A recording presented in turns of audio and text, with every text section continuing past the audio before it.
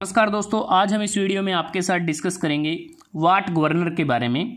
वाट governor एक centrifugal governor होता है जो पेंडुलम गवर्नर के अंतर्गत आता है और इसे हम फ्लाई बॉल गवर्नर भी कहते हैं। और यह एक परमिटिव गवर्नर है, मतलब कि एक प्राचीन गवर्नर है जिसे वर्ष 1788 में जेम्स वॉट ने डिज़ाइन किया था। और जेम्स वॉट ने ही, अगर हम बात करें, स्टीम इंजन को इन्वेंट किया था और शुरुआती जो स्टीम इंजन था उस पर वाट गवर्नर का प्रयोग किया गया था। और वाट गवर्नर बहुत ही स्लो स्पीड के लिए इस्तेमाल किया जाता है और यही कारण है कि इस टाइप के गवर्नर अब प्रयोग में बहुत कम आते हैं। एक प्रकार से कह सकते हैं कि आउट ऑफ डेट हो गए हैं। तो वाट गवर्नर की अगर हम कंस्ट्रक्शन की बात करें तो इस डायग्राम से आप देख सकते हैं कि वाट गवर्नर में क्या क्या कंपोनेंट होते हैं। इसमें दो आर्म लगी होती हैं और ये जो आर्म होती हैं इनका जो अपर एंड होता है वो स्पिंडल के साथ, जो स्पिंडल का जो टॉप साइड होता है वहाँ पर हिंज्ड होते हैं। और आर्म के बॉटम में दो फ्लाई बॉल लगी होती हैं, रिवॉल्विंग बॉल, और ये दो लिंक्स लगे होते हैं। यहाँ पर अगर आप देखें, लिंक्स का जो अपर एंड है वो आर्म के साथ हिंज्ड होता है और जो बॉटम एंड है वो नीचे जो स्लीव है उसके साथ वो अटैच होता है। स्पिंडल का जो बॉटम पोर्शन होता है वो अगर आप देखें वो बेवल गियर के साथ अटैच में है और उसके ऊपर देखें स्लीव लगा है। और जो स्लीव है वो स्पिंडल पर अप एंड डाउन वो स्लाइड कर सकता है या मूव कर सकता है। अब उसके साथ जो स्लीव के सेंटर में अगर आप देखें ये बेल क्रैंक लीवर की अरेंजमेंट है जो थ्रोटल वाल्व के साथ कनेक्टेड होती है। और नीचे ये जो बेवल गियर प्रोवाइड किया गया है। और बेवल गियर को जो मोशन दी जाती है वो एक प्रकार से जो आउटपुट शाफ्ट होती है इंजन की या मोटर की उसके द्वारा प्रदान की जाती है। आप यहाँ इस डायग्राम में देख सकते हैं कि ये जो इंजन है उसके बाद ये जो फ्लाई व्हील आपको नज़र आ रहा है और ये आउटपुट शाफ्ट है।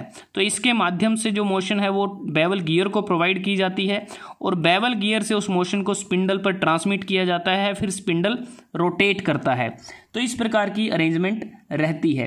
तो अब बात करते हैं कि जो वाट गवर्नर है इसमें जो वर्किंग है वो किस प्रकार से होती है। जब गवर्नर का जो स्पिंडल है जब वो रोटेट करता है, यहाँ पर दो कंडीशन होती हैं।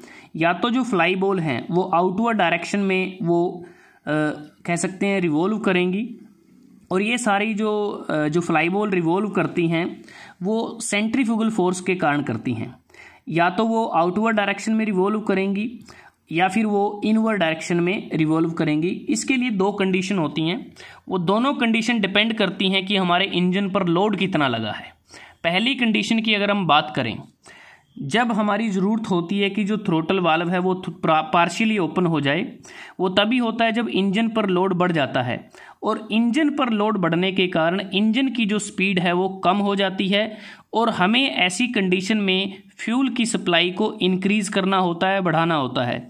जब ऐसी कंडीशन आती है उस समय गवर्नर की जो फ्लाई बॉल होती हैं वो मूव करती हैं अपवर्ड और आउटवर्ड डायरेक्शन में, मतलब कि ऊपर भी जाएंगी और आउटवर्ड डायरेक्शन में वो मूव करेंगी और रिवॉल्व करती रहेंगी। और ऐसी स्थिति में जो स्लीव है यह भी स्पिंडल पर अपवर्ड डायरेक्शन में मूव करेगा।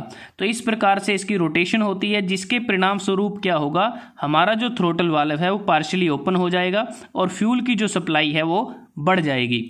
दूसरी कंडीशन ये होती है जब हमें थ्रोटल वाल्व को थोड़ा सा क्लोज करना होता है पार्शियली, जब इंजन पर लोड कम हो जाता है और उसके परिणाम स्वरूप इंजन की जो स्पीड है वो बढ़ जाती है।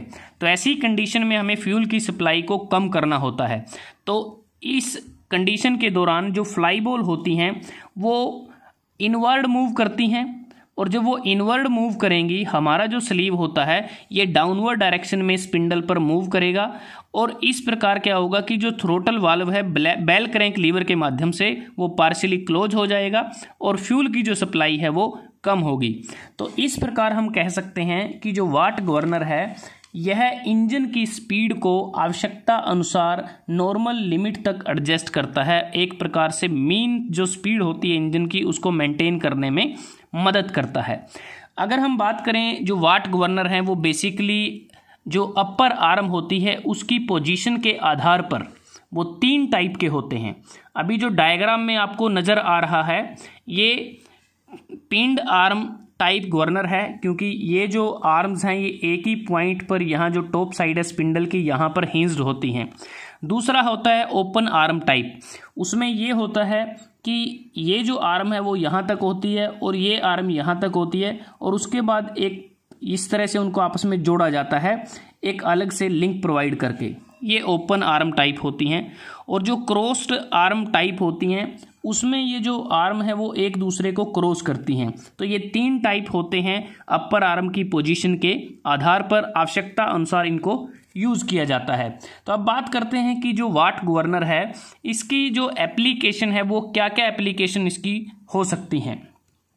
इसको मोस्टली अगर हम बात करें, जो ट्रक का जो इंजन होता है उसकी जो स्पीड होती है या दूसरे व्हीकल की जो स्पीड है उसको मेंटेन करने के लिए इसका कॉमनली प्रयोग किया जाता रहा है। अब ये कह सकते हैं कि एक प्रकार से वैसे तो ऑब्सोलीट हो गए हैं, लेकिन इनका प्रयोग किया जाता रहा है। और इसका शिप्स में और जो ट्रेन इंजन में है अभी भी स्टिल कुछ यूज किया जाता है। और एसी जनरेटर में जो इलेक्ट्रिसिटी की जो सप्लाई है लोड के अनुसार मेंटेन करने के लिए इसका प्रयोग किया जाता है। और जो गवर्नर हैं वो इंजन को एक्सेसिव रोटेशनल स्पीड से वो प्रोटेक्ट करते हैं। और वाट गवर्नर को ऑटोमोबाइल्स में भी यूज़ किया जाता है ताकि जो आरपीएम होती है इंजन की उसको रिस्ट्रिक्ट किया जा सके, मेंटेन किया जा सके। और स्टीम इंजन या फिर इंटरनल कम्बशन इंजन में भी इसके प्रयोग को देखा जा सकता है।